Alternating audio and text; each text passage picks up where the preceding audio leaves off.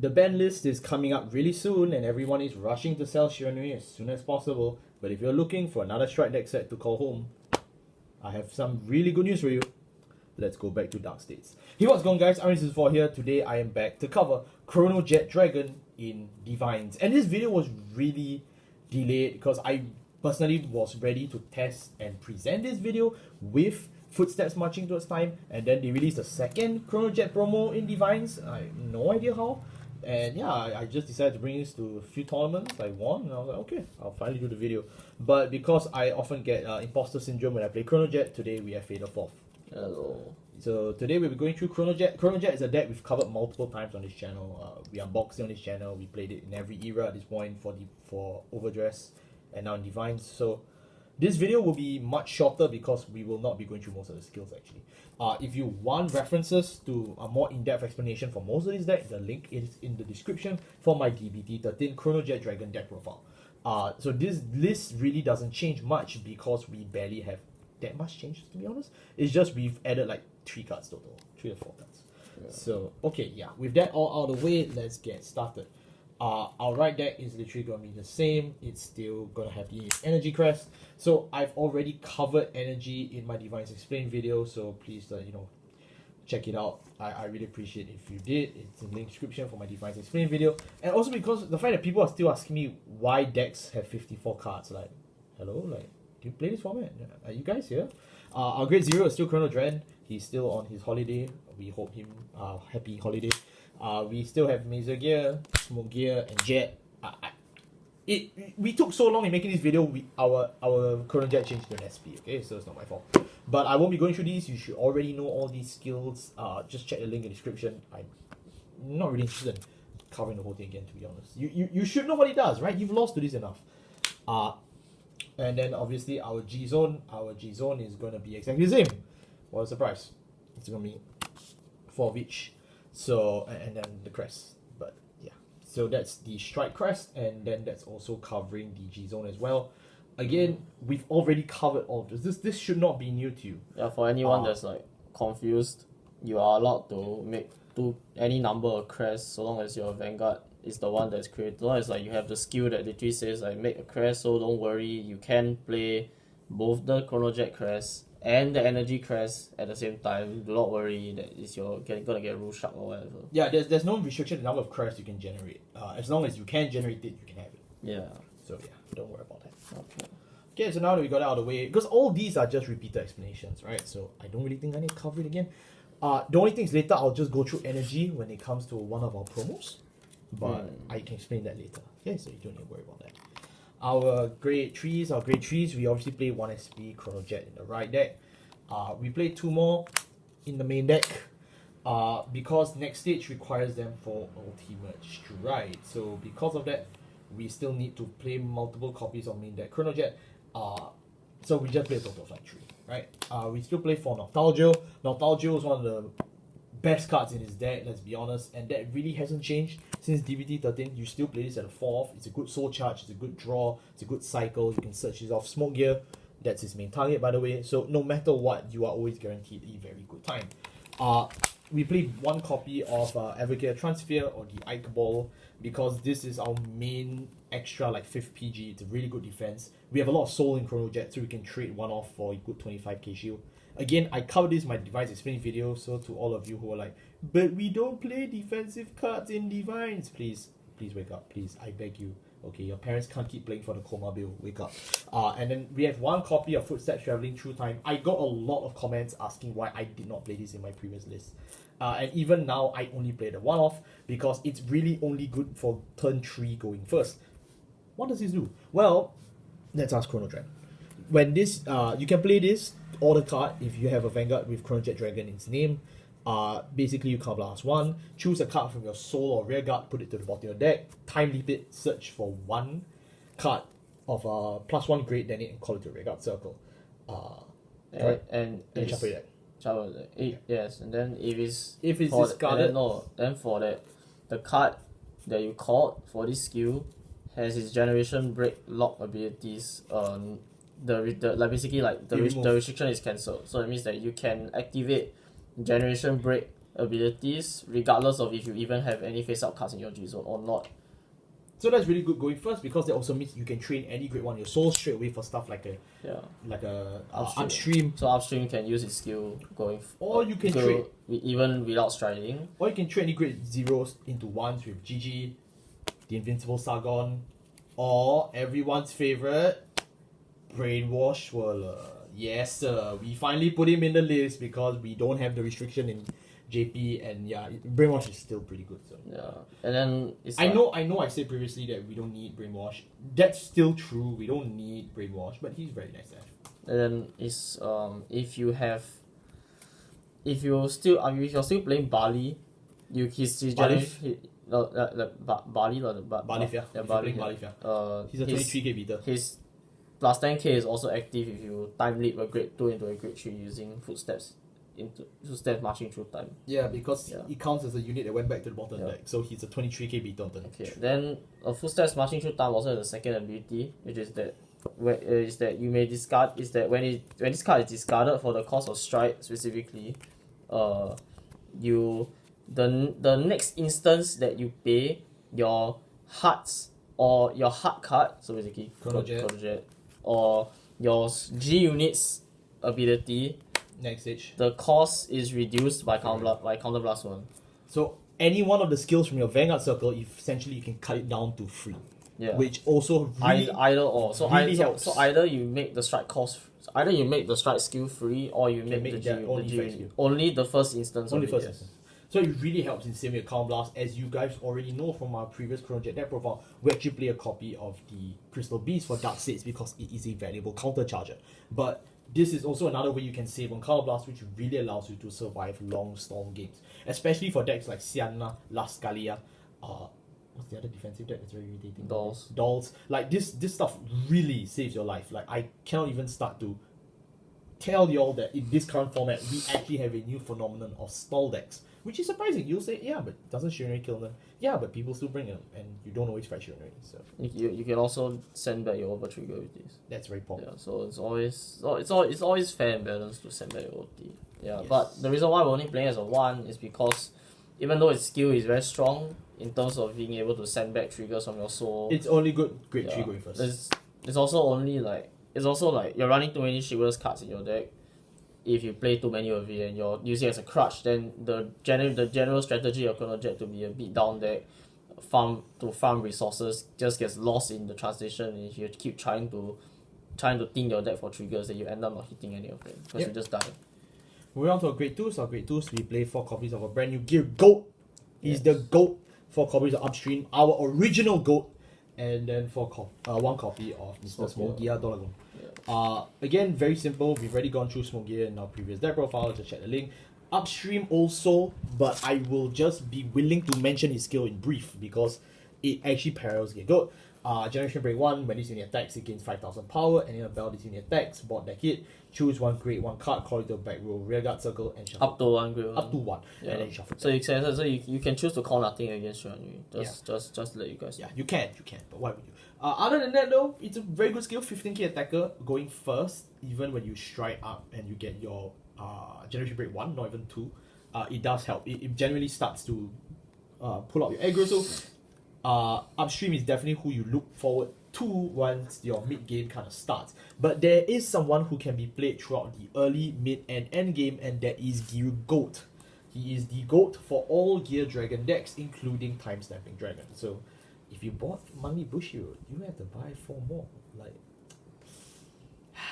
where's the Vanguard? His skill is very simple. When this unit attacks, if your race is Gear Dragon, your Vanguard's race is Gear Dragon, Soul Blast 1, and then this unit gains 5,000 power.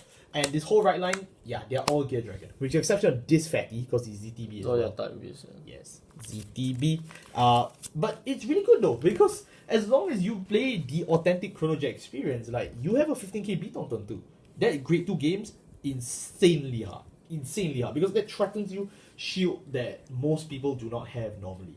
I cannot tell you how much this card has won me literal games just by the magic numbers it pokes on turn 2, and even going first, I no longer am afraid of just riding up to Chronojet first. I don't fear anything because I have solid prime attackers that threaten at every turn. To the point that even in what early game can be mirrored by Chronojet, like that level of high power. But you may wonder, what about the draw? Like, man, come on, there's no way you draw as much as what, right? His second skill, at the end of battle using attacks, if your race is Gear Dragon, Energy Blast 3 and bot deck this guy, draw a card. Then you can choose one of your rear guards or Bind Zone cards and bot deck it. Very weird skill at face value, but I'm going to explain. Energy Blast 3 is equivalent to one Counter Blast, and you do get 3 energy per turn. So, yeah. So, you do prioritize this skill, especially when you move on to turn 3 or 4. Why? If you early game rush people and you have Gear Gold, you might want to clear spots on your board so that you can continue to Fate Rider easily without much minusing, and you do prevent yourself from decking out. The other thing though is that you can just not use the skill to bot deck another one of your own rear guards. So the fun part is that if you just don't, you just bot deck him, you draw one, and you just clear the spot on the board. Like it's Zuitan, guys. It's literally Zuitan. It's just that good. But not only that, if you are fighting against players that can spot remove bind your stuff, stuff like for example Messiah. Right, Messiah. So this basically saves you as well because you can just literally recycle your pieces and that's it. Are you scared Draconic Kaiser of Million the Blood? Oh, just use this guy. Done.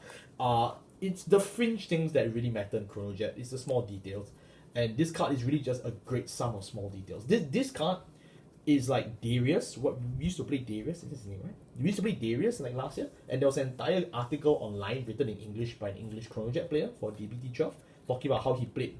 Grade 2 15k attackers. This thing is the best Grade 2 15k attacker. This is something you have to pick up and fall. I will not even regret saying that you definitely need 4.